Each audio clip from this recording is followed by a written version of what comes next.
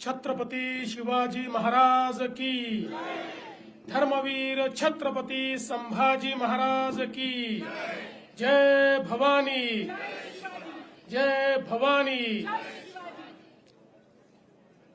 महाराष्ट्राची कुलस्वामिनी आई तुळजा भवानी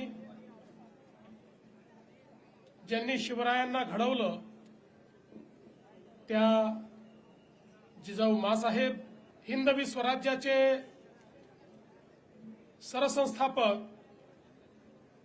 अखिल हिंदुस्थानचे आराध्य दैवत छत्रपती शिवरायांना मानाचा मुजरा करतो। स्वराज्य रक्षक छत्रपती संभाजी महाराज यांच्याही चरणी नतमस्तक होतो। भारतरत्न डॉक्टर बाबासाहेब आंबेडकर आणि तमाम महापुरुषांना विनम्र आदरांजली अर्पण करतो। आज शिवजयंतीच्या या सोहळ्यामध्ये मंचावर उपस्थित असलेले राज्याचे लोकप्रिय उपमुख्यमंत्री माननीय एकनाथराव शिंदेजी,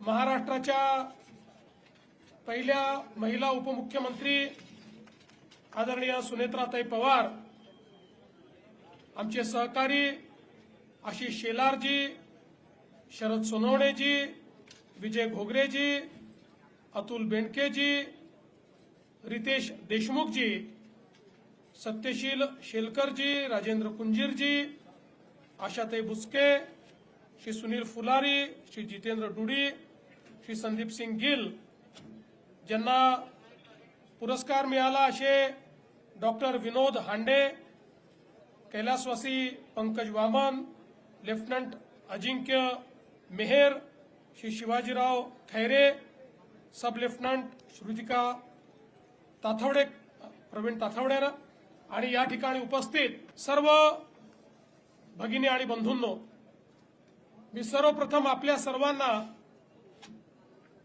शिवजयंतीच्या खूप खूप शुभेच्छा देतो आणि जगभरातल्या शिवप्रेमींना या शिवजयंतीच्या निमित्ताने अशाच प्रकारे महाराजांचा आशीर्वाद आणि प्रेरणा मिळत राहो अशा प्रकारची प्रार्थना करतो। आपण सगळे जाणतो की छत्रपती शिवराय नसते तर या भारताचा इतिहास जो आज आपण पाहतोय, या भारताचा भूगोल जो आज आपण अनुभवतोय, यापैकी काहीही राहिलं नसतं।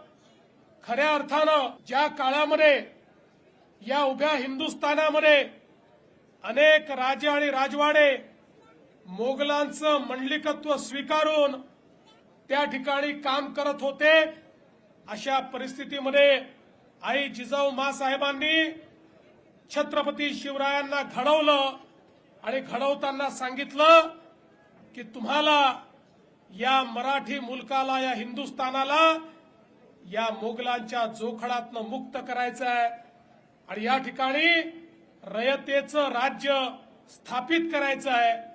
आणि आपल्याला माहिती आहे छत्रपती शिवरायांनी 18 पगड जातीच्या तमाम मावळ्यांना एकत्रित करून एक अशी फौज तयार केली, ज्या फौजेने या ठिकाणी खऱ्या अर्थानं स्वराज्याची स्थापना केली। आणि छत्रपती शिवरायांनी सांगितलं, हे माझं राज्य नाहीये, हे रयतेचं राज्य आहे।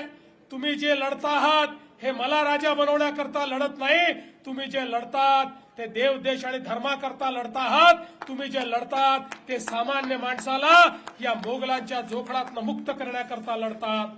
आणि म्हणून एक असं राज्य महाराजांनी स्थापित केलं ज्या ठिकाणी समता होती, ज्या ठिकाणी प्रत्येकाला सन्मान होता, ज्या ठिकाणी अन्याय नव्हता, अत्याचार नव्हता, ज्या ठिकाणी महिला सुरक्षित होत्या, ज्या ठिकाणी शेतकरी समाधानी होता। एक असं राज्य की ज्याचा राज्यकारभार पाहिल्यानंतर जगभरातले लोक आश्चर्य करतात की एक राजा इतक्या गोष्टी कसं करू शकतात। अशा प्रकारचं साम्राज्य हे छत्रपती शिवरायांनी आपल्याला घडवून दाखवलं। शिंदे साहेबांनी सांगितलं कशा पद्धतीनं महाराजांनी या ठिकाणी वेगवेगळ्या व्यवस्था उभ्या केल्या, मग राज्य चालवण्याकरताची व्यवस्था असेल, 50 प्रकारचे कर संपवून एकच कर आणि तो कशा पद्धतीनं वसूल होईल याची कर पद्धती असेल, पाण्याचं नियोजन असेल, जंगलांचं नियोजन असेल, आणि एवढंच नाही तर भारताच्या इतिहासामध्ये हा पहिला राजा होता आमचा राजा की ज्यांनी ओळखलं की आपला पुढचा शत्रू हा समुद्राच्या मार्गाने येणार आहे आणि त्यामुळे जलदुर्ग बांधून आपल्या पश्चिमी किनाऱ्याला संरक्षित करण्याचं काम हे छत्रपती शिवरायांनी केलं. आणि पहिल्यांदा पोर्चुगीजांचा पराभव केल्यानंतर जोपर्यंत छत्रपतींचं शासन होतं तोपर्यंत समुद्री मार्गे येण्याची हिंमत कुठल्याच देशाच्या कुठल्याच आक्रमकांनी त्या ठिकाणी केली नाही. अशा प्रकारचे द्रष्टे आपले छत्रपती शिवराय होते.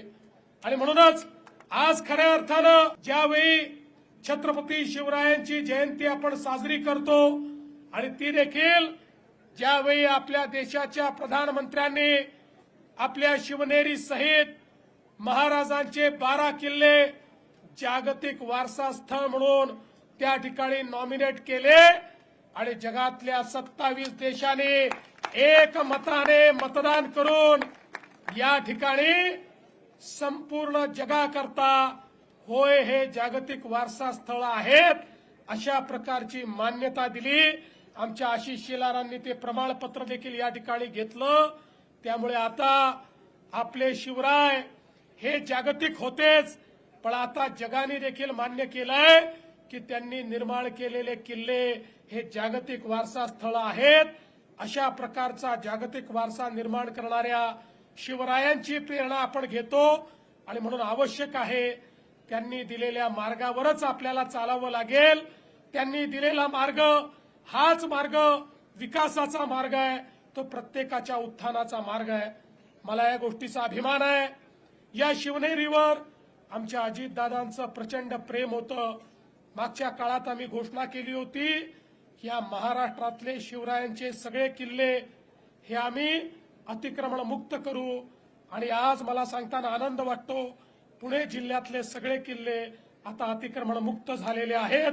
एकही किल्ला या ठिकाणी अतिक्रमण नाही. मी आज या निमित्ताने मराठा सेवा संघाला आश्वस्त करू इच्छितो, आपण जे निवेदन दिलेलं आहे त्याच्यावर आम्ही नीट काम करू आणि 2030 साली महाराजांची 400वी जन्मशताब्दी ज्यावेळेस आपण साजरी करू त्यावेळी निश्चितपणे अतिशय भव्य जगभराचे डोळे दिपतील अशा प्रकारची शताब्दी ही आपण साजरी करू हा विश्वास देतो. शरददादांनी देखील या ठिकाणी जे मुद्दे मांडले आहेत त्या मुद्द्यांवर राज्य सरकार काम करेल हा विश्वास व्यक्त करतो. आणि पुन्हा एकदा आपल्या सर्वांना शिवजयंतीच्या शुभेच्छा देत माझं बोलणं संपवतो. जय भवानी, जय शिवाजी.